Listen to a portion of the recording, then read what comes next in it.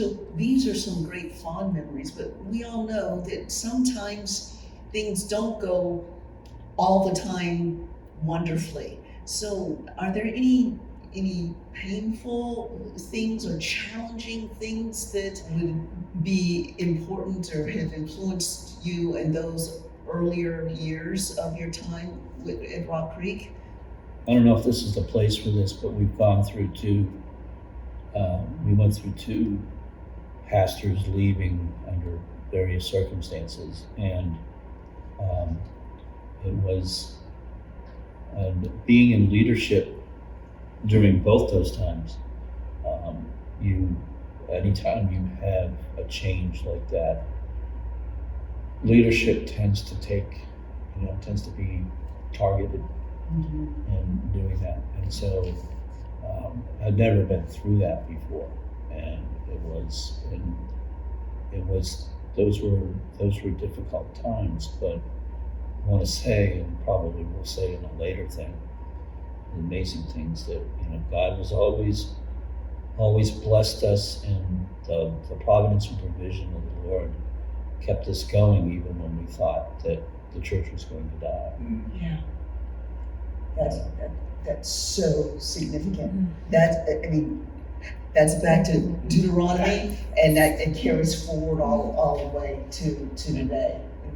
And I know that you were an elder during those times, and as an elder that you have that leadership and you're dealing in that public space. But I think that you mentioned that there's that private toll. Didn't you say that one of your children was asking you during one of these times? During when the second pastor was leaving, and the deacons, that I've been a deacon and then they made me an elder, the deacons and the elders decided that we could not support the pastor in what he was doing or not doing. And in order not to interfere with the church moving forward, I went home and told her that I think we're going to have to leave because we didn't want to impact it. And she started crying and said, "But it's the only church home I've ever known." It broke my heart. And do that. Thankfully, he turned around and left, which is disputed. So it was a difficult time that I found that everybody during those times, both times, that people not only in leadership, but people that stayed in the congregation had to step up and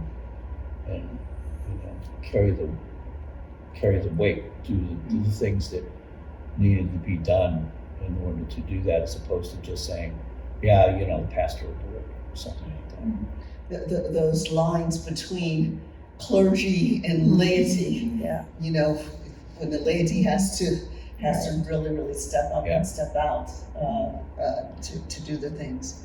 Dale, what were you going to say? Just while Steve was talking there, it reminded me of the passage you read earlier, where Moses tells them that God showed you what you don't know so that you would know. And as the situations that Steve was talking about there, I was in the leadership and the one that was supposed to know, and I didn't have a clue. And I felt very inadequate and kind of snowed under so much of the times. But as I look back on it now, and in this passage, that was part of God's showing me what I don't know,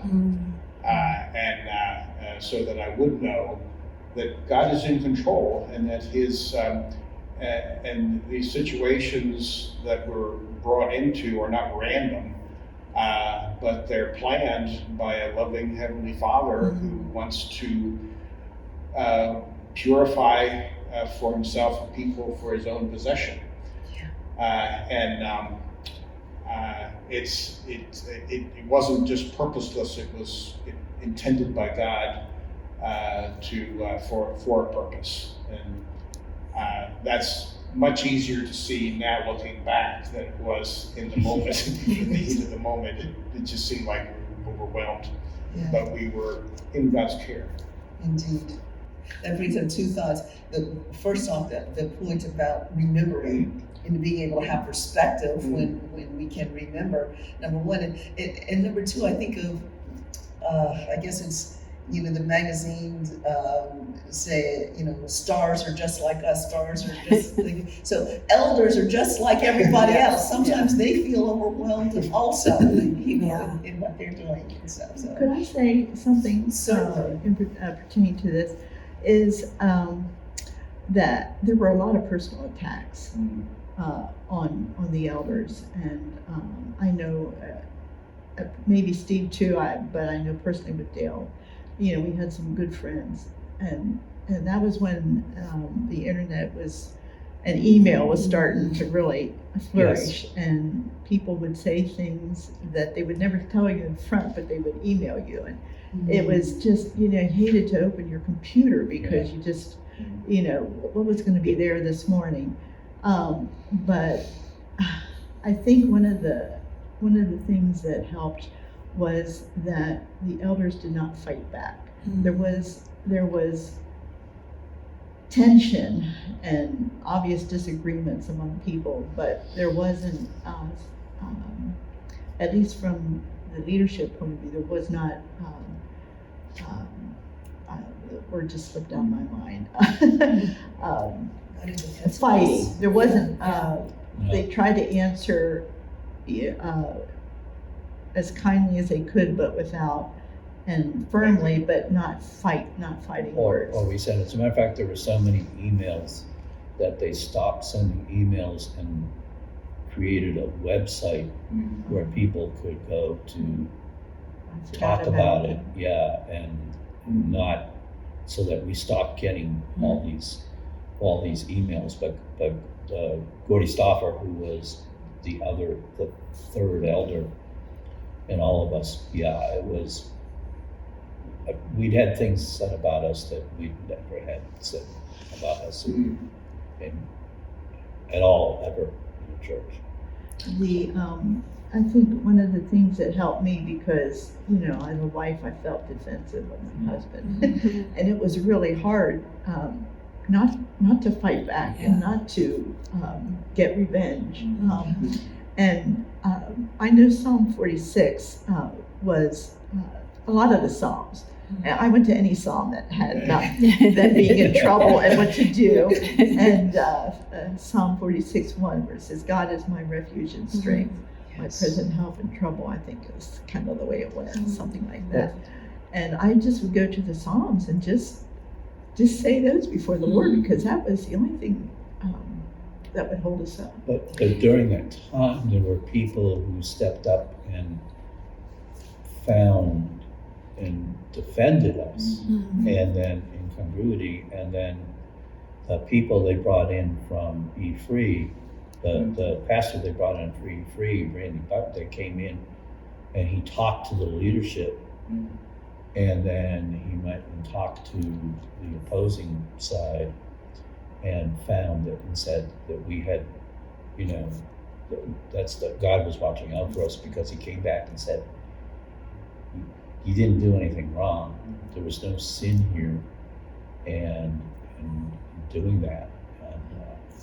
And I think other ways that we had to support was how God brought, like, the head of the religious broadcasters to come preach to us almost every single week. He and his wife would drive up from Virginia, and I mean, it was. So we went from the pit of despair to God's provision, the whole, so a lot of those attacks, died down after E3 stepped in and tried to see whether, who was at fault, so to speak. My initial reaction to times of conflict, which we had not only when pastors left, but when groups of people in the church would leave. And my initial reaction was, where is Christian unity? How can we be a testament to different people being able to, their dividing lines being broken down and us being one body when the divisions seem to be winning?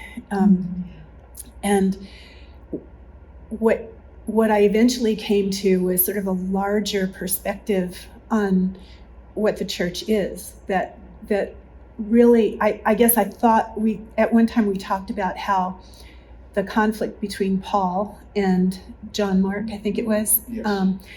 created some tension, but out of that tension came a multiplying of the teams that were going out. And so I think that that's part of what happened with the repeated conflict. It caused people to go out, but it didn't cause the gospel to be defeated. Yes. And I came to have a vision of Rock Creek as sort of a place where people could be grounded, built up, nurtured, and either be sent out, which we did a lot of sending out, or leave because of conflict and tension. But even God uses that to spread his word, and the gospel is actually furthered even through the conflict.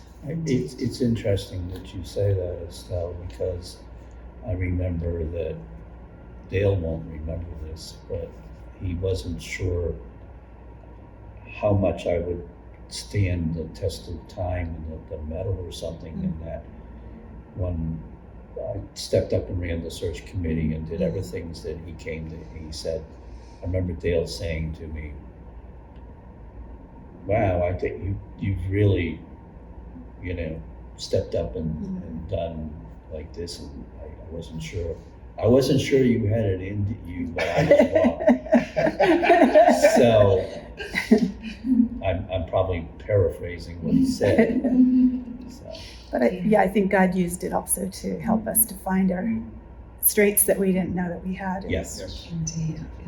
It was Steve's administrative abilities were what I lacked. I guess always have lacked, but. Hence Cindy's Yes. still doing Yeah. Dale's business, right? We make a good team. In that case, Steve did the administrative work that brought us through. God used him to bring us through that. Indeed.